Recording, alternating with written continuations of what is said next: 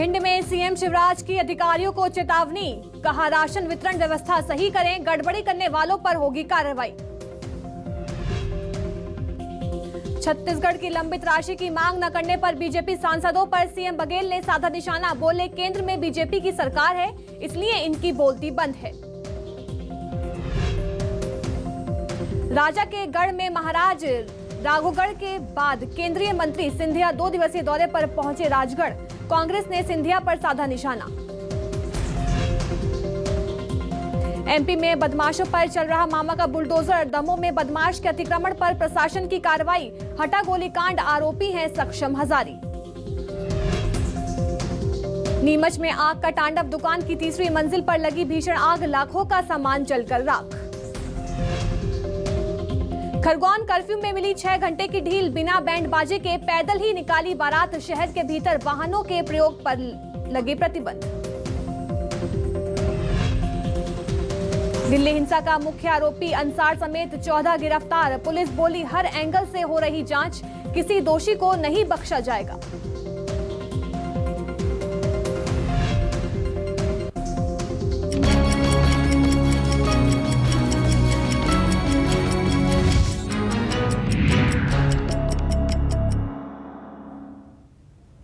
नमस्कार, मैं अलीशा और आप देख रहे हैं न्यूज 24 मध्य प्रदेश छत्तीसगढ़। बड़ी खबर इंदौर से है, जहां सूरज आई सेंटर क्लिनिक में भीषण आग लग गई है। लोगों ने फायर ब्रिगेड की टीम को सूचना दी है। शॉर्ट सर्किट के चलते ये भीषण आग लगी है। बता दें, इंदौर के छोटी गवालटोली थाना क्षेत्र का ये पूरा मामला बताया जा रहा है, जहां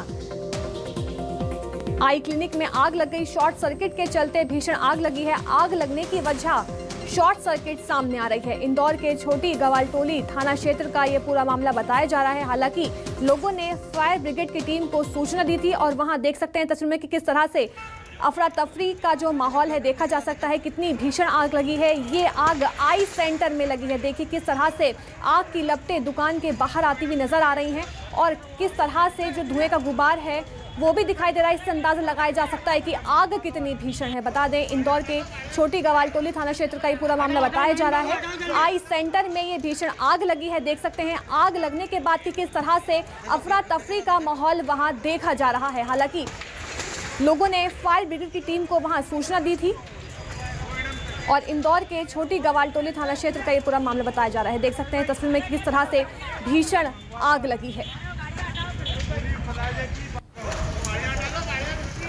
मेरे सहयोगी हेमंत शर्मा हमारे साथ इंदौर से फोन लाइन पर जुड़ गए हैं। हेमंत, ये किस समय आग लगी थी, क्या कुछ ज्यादा जानकारी मिल पा रही है इस आग को लेकर?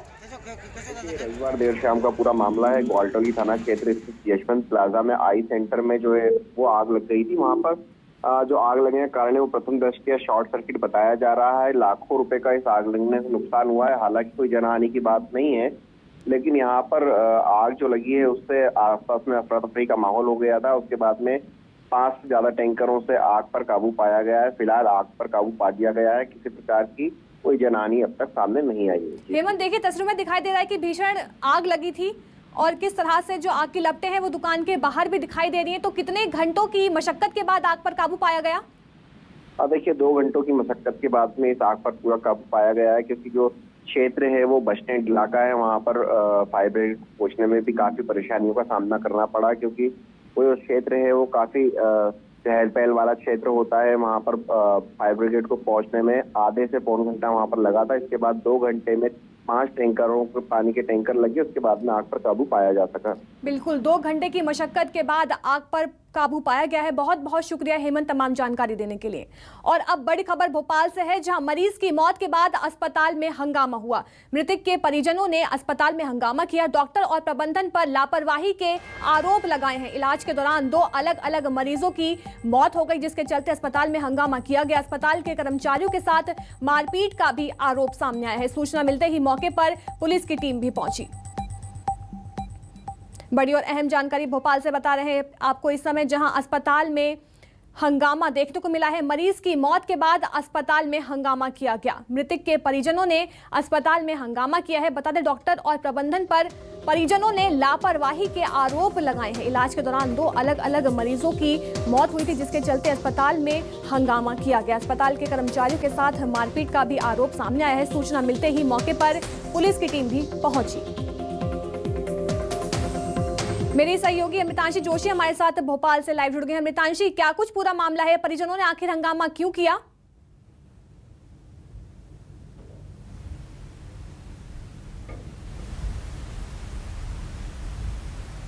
ही समय पर दो अलग अलग मरीजों की मौत का वहां पर मामला सामने आया है। मैं आपको बता दूं, दो अलग अलग मरीजों की किसी कारणों से मौत हो गई और इसी के बाद अस्पताल प्रबंधन पर लापरवाही का आरोप लगाते हुए वहां पर जो परिजन है उन्होंने हंगामा शुरू कर दिया।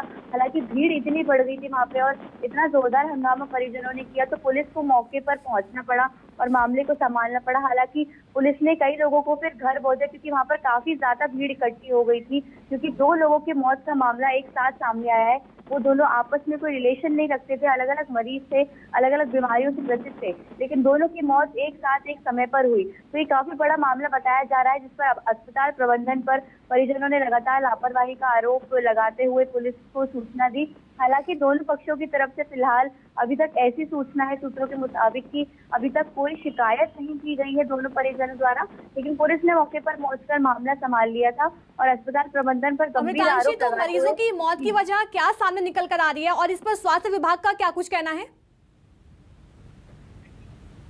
जी, ये देर रात की घटना है और फिलहाल इसकी जो सूचना है वो भी सूत्रों के मुताबिक से ही पता चली है, सूत्रों के हवाले से ही ये खबर आई है।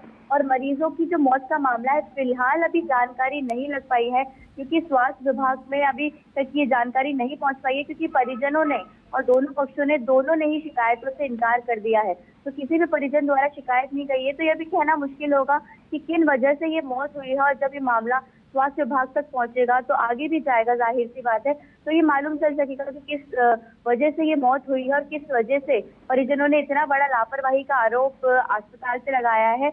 और फिर इसकी जांच की जाएगी तो जाहिर सी बात है कुछ ना कुछ इसमें बात निकलकर सामने आएगी, क्योंकि दो लोगों की मौत का मामला एक साथ सामने आया है तो कोई ना कोई अस्पताल की वजह से अस्पताल की तरफ से लापरवाही होगी तो दो लोगों की एक साथ मौत हुई। जी बिल्कुल, इलाज के दौरान दो लोगों की मौत हो गई है, जिसके चलते परिजनों ने अस्पताल में हंगामा किया। बहुत बहुत शुक्रिया अमृतांशी तमाम जानकारी देने के लिए। चलिए रुक करते अगली खबर का, जहां मिशन 2023 में एमपी कांग्रेस जुट गई है। कांग्रेस पिछड़ा वर्ग विभाग का प्रदेश स्तरीय सम्मेलन आज होने वाला है। राज्यसभा सांसद राजमणि पटेल का बयान भी इसको लेकर सामने आया है। उन्होंने कहा कि हम सब साथ मिलकर काम करेंगे और लोगों को गुमराह कर रही है बीजेपी। आगे उन्होंने कहा कि प्रजातांत्रिक मूल्य खत्म कर रही है सरकार।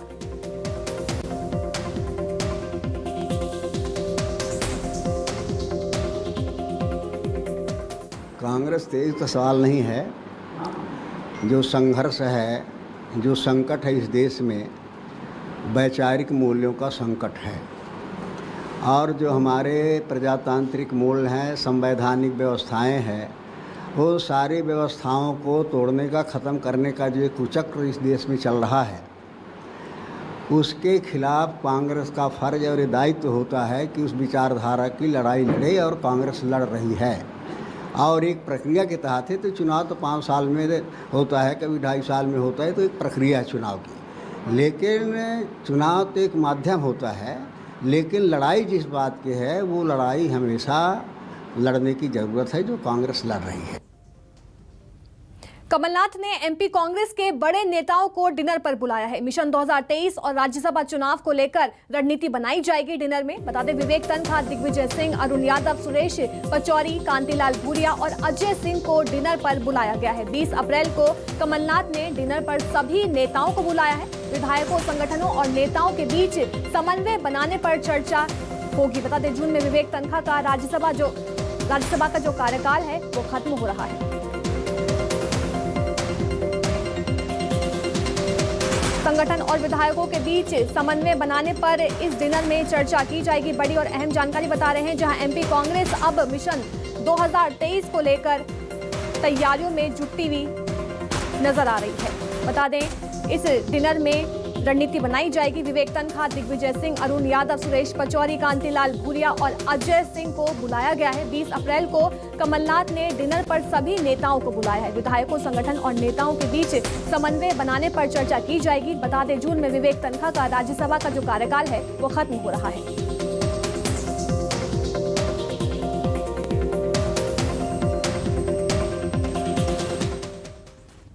खबर भोपाल से है, जहां कांग्रेस की बैठक पर मंत्री विश्वास सारंग का वार सामने आया है। कांग्रेस की इज्जत बची रहे इसलिए बैठक कर रही है। उन्होंने आगे कहा कि कमलनाथ की सरकार पिछड़ा वर्ग की विरोधी रही है। पिछड़ा वर्ग समुदाय से कमलनाथ माफी मांगे।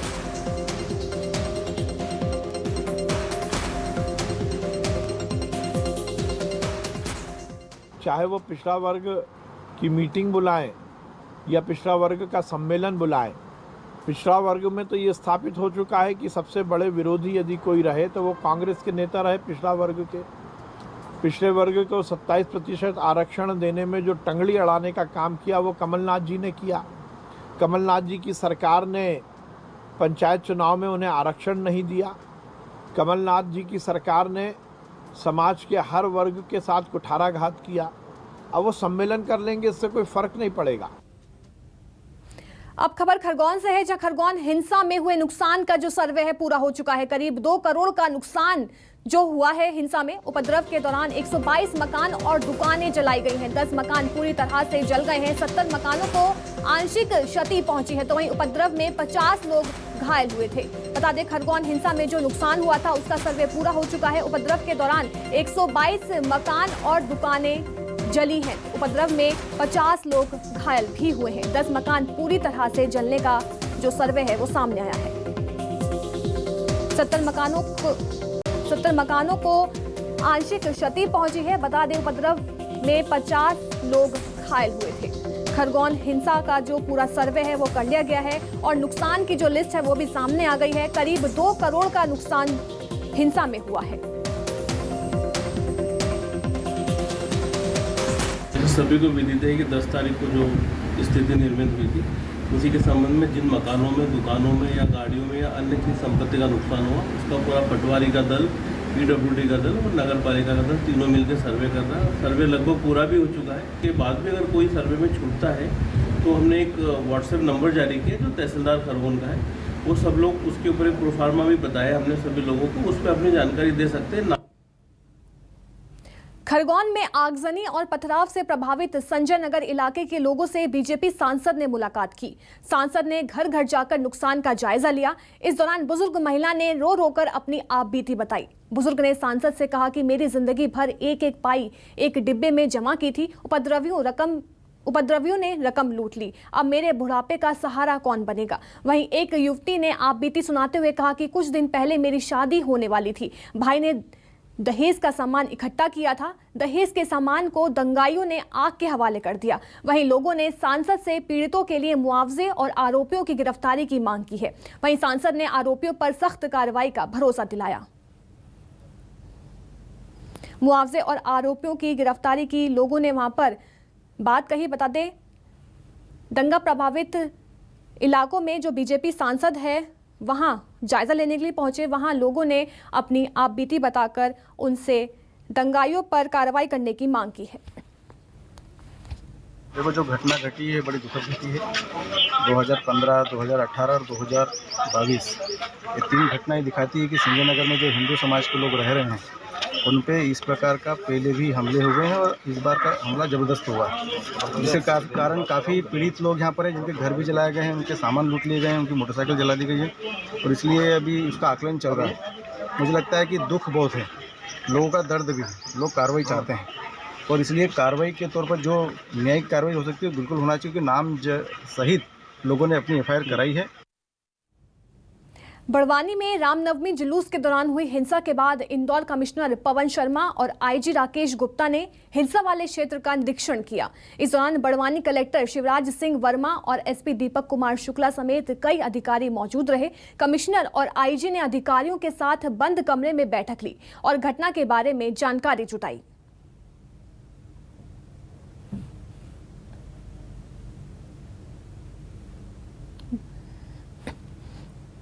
इस दौरान बड़वानी कलेक्टर शिवराज सिंह वर्मा और SP दीपक कुमार शुक्ला समेत कई अधिकारी मौजूद रहे। बता दें, कमिश्नर और IG ने अधिकारियों के साथ बंद कमरे में बैठक ली और घटना के बारे में जानकारी जुटाई।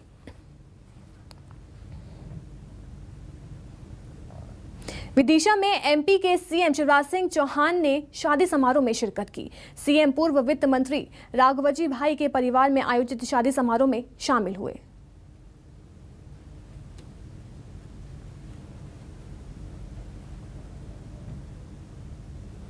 केंद्रीय नागरिक उड्डयन मंत्री ज्योतिरादित्य सिंधिया 2 दिन के राजगढ़ दौरे पर रहे। इस दौरान सिंधिया ने जिले के कलेक्टर और अधिकारियों के साथ बैठक की, जिसमें कलेक्टर हर्ष दीक्षित ने जिले में योजनाओं के क्रियान्वयन को लेकर प्रेजेंटेशन दिया।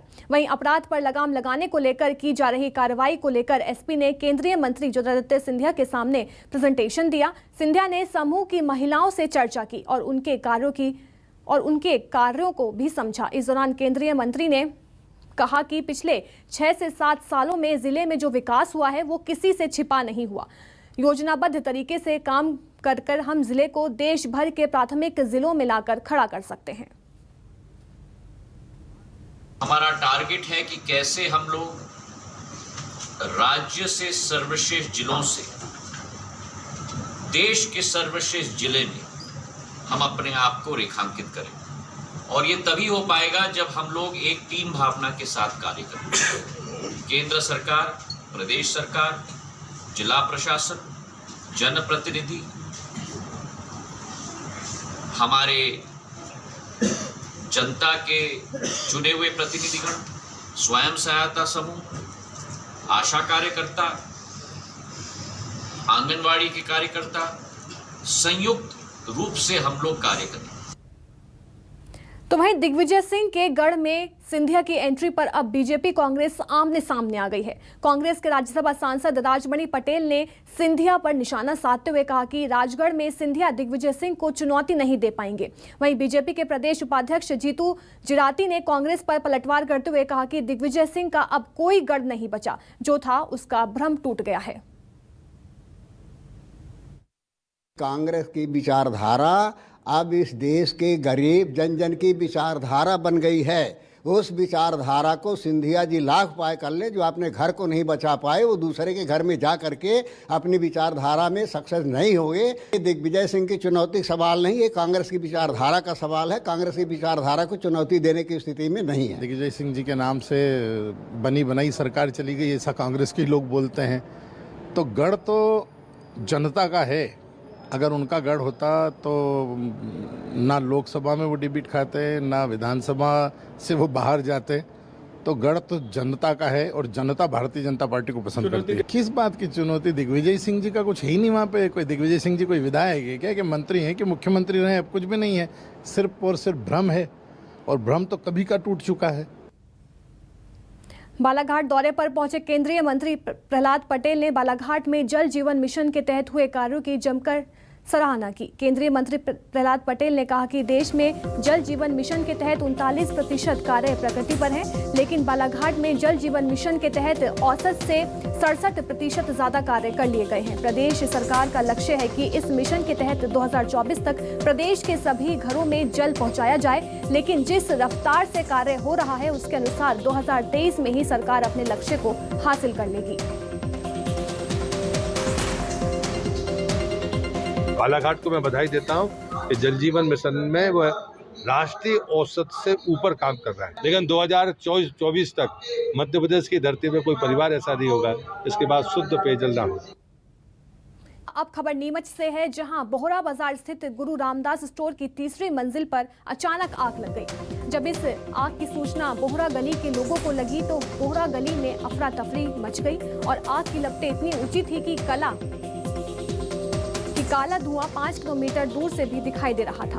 आग की सूचना जैसे ही प्रशासन को लगी, प्रशासन हरकत में आ गया और तुरंत बोहरा गली पहुंचकर वहां मौजूद लोगों को बाहर निकाला।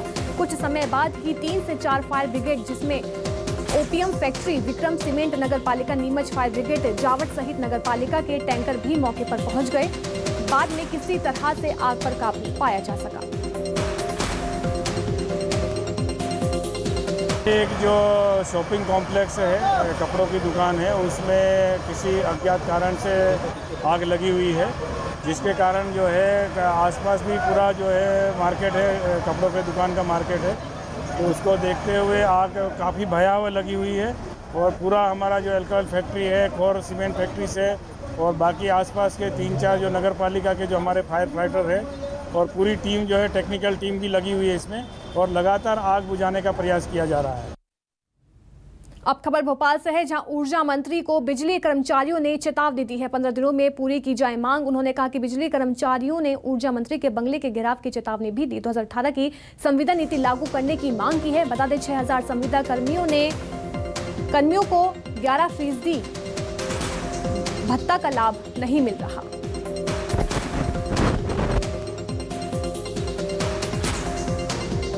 ऊर्जा मंत्री के बंगले के घेराव की कर्मचारियों ने चेतावनी दी है। बता दें कि 2018 में संविदा नीति लागू करने की उन्होंने मांग की है और 6000 संविदा कर्मियों को 11% भत्ते का लाभ नहीं मिल रहा है। पिछले 10 महीने से माननीय मंत्री जी को पत्राचार के द्वारा संविदा पॉलिसी 2018 में संशोधन हेतु आग्रह निवेदन किया जा रहा है, लेकिन फिर भी माननीय मंत्री जी के द्वारा कोई निष्कर्ष नहीं निकाला जा रहा है। इसलिए हम बाध्य हैं मंत्री जी के बंगले पर आकर धरना प्रदर्शन करने के लिए। नर्मदापुरम में पिपरिया विधायक ठाकुरदास नागवंशी का अनोखा अंदाज देखने को मिला। तलवार और लाठी से विधायक ने अपना करतब दिखाया। पिपरिया में शोभा यात्रा के दौरान उन्होंने अपनी कलाबाजी दिखाई। बता दें विधायक ठाकुरदास नागवंशी का जो वीडियो है अब सोशल मीडिया पर वायरल हो रहा है।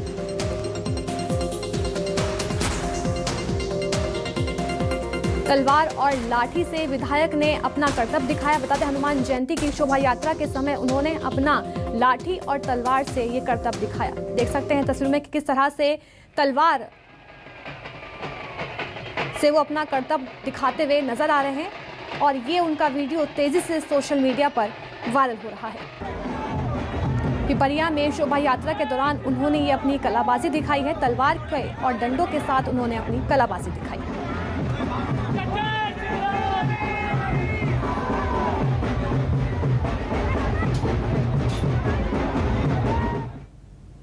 खबर नीमच से है, जहां सीएम और गृह मंत्री के खिलाफ नारेबाजी करने पर कार्रवाई की गई है। 11 लोगों के खिलाफ पुलिस ने नामजद मामला दर्ज कर लिया है। 200 अज्ञात लोगों ने बता दें नारेबाजी की थी, जिनके खिलाफ अब मामला दर्ज कर लिया गया है। नीमच एसपी दफ्तर में ज्ञापन सौंपने पहुंचे थे प्रदर्शनकारी, तभी उनके ऊपर मामला दर्ज कर लिया गया। प्रदर्शन के दौरान वर्ग विशेष ने नारेबाजी की थी।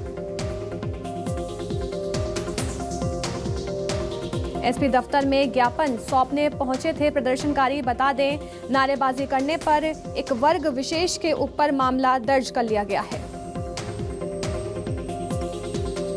जी, इसमें ज्ञापन देने के लिए वो इकट्ठे हुए थे और ज्ञापन देने आने से पहले इन्होंने नारेबाजी की थी, जिसमें आपत्तिजनक और भड़काऊ टाइप के नारेबाजी की थी और उसमें उसको संज्ञान में लेकर प्रकरण दर्ज किया गया है, जिसमें 11 लोगों को नामजद उसमें आरोपी बनाया गया है और बाकी अन्य लोगों को अभी अज्ञात में आरोपी बनाया गया है। और उसमें उनको आज बाउंड ओवर की भी कार्रवाई की गई है कि किसी प्रकार से शहर में अमन शांति को डिस्टर्ब करने का प्रयास करेंगे तो और कड़ी कार्रवाई की जाएगी।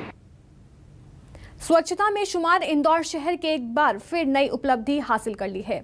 निगम आयुक्त और कार्यपालक निदेशक इंदौर स्मार्ट सिटी प्रतिभा पाल ने बताया कि 18 अप्रैल को गुजरात में आयोजित स्मार्ट सिटीज कॉन्फ्रेंस में इंदौर को 6 अवार्ड्स मिल रहे हैं, जो माननीय केंद्रीय मंत्री गृह मंत्रालय अमित शाह द्वारा दिए जाएंगे। ये अवार्ड निगम आयुक्त एवं कार्यपालक निदेशक इंदौर स्मार्ट सिटी प्रतिभा पाल सूरत में ग्रहण करेंगी।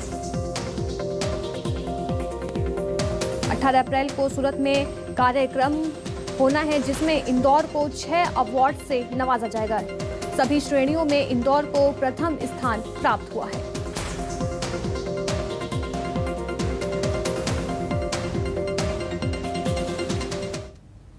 मुरैना में मिलावटखोरों पर शिकंजा कसते हुए खाद्य विभाग की टीम ने 3 डेयरियों पर छापेमारी की। इस दौरान पनीर के सैंपल कलेक्ट कर जांच के लिए भेजे गए हैं। मिलावटी मावा बनाए जाने की शिकायत मिलने के बाद इस कार्रवाई को अंजाम दिया गया। फूड सैंपल की जांच रिपोर्ट आने के बाद आगे की कार्रवाई की जाएगी।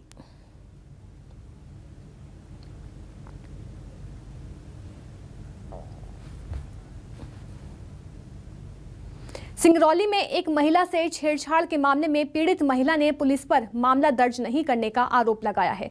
बताया जा रहा है कि महिला गेहूं पिसवाने गई हुई थी, जहां चक्की संचालक ने महिला के साथ छेड़छाड़ की। इसकी शिकायत लेकर महिला अपने पति के साथ पुलिस के पास पहुंची, लेकिन पुलिस ने मामला दर्ज करने से आनाकानी कर ली, जिसके बाद पीड़ित महिला और उसके पति ने एसपी में न्याय की गुहार लगाई है। कल क्या कहते हैं मेरा मैडम गई थी वहाँ चक्की पर गई थी, तो वो दिलीप ने जायसवाल ने क्या कहते चक्की को पीसा ही नहीं, कितना देर रख लिया। और जब घर से आया बाहर निकला 500 नोट निकाल के बाहर निकाला, बोला क्या कहते 500 रुपया ले लो मेरे साथ, चलो गलत करो। और नहीं, जब नहीं लिया तो जबरदस्ती उससे सीने में डाल दिया, उसको नोट भी लग गया, सब कुछ लग गया। फिर घर पे आया, मेरे पास मेरे को बताया, तो कुछ बता, मैं थाने पर गया तो वहाँ कोई नहीं सुनवाई हुआ, कोई नहीं सुना। फिर 24 घंटा मेरा बीत गया, कोई नहीं सुनाया, मैं चला आया यहाँ चले गया। खबर सीधी से है, जहां जमराडोल के जंगल में भीषण सड़क हादसा हुआ है। आमने सामने से 2 कार टकरा गई और हादसे में 3 लोग बुरी तरह से घायल बताए जा रहे हैं। घायलों को इलाज के लिए रीवा रेफर कर दिया गया है। अमराडोल के जंगल में ये भीषण सड़क हादसा देखने को मिला है, जहां 2 कारें आपस में टकरा गई हैं। बता दें कि इस हादसे में 3 लोगों के घायल होने की खबर सामने आ रही है और घायलों को इलाज के लिए रीवा रेफर कर दिया गया है।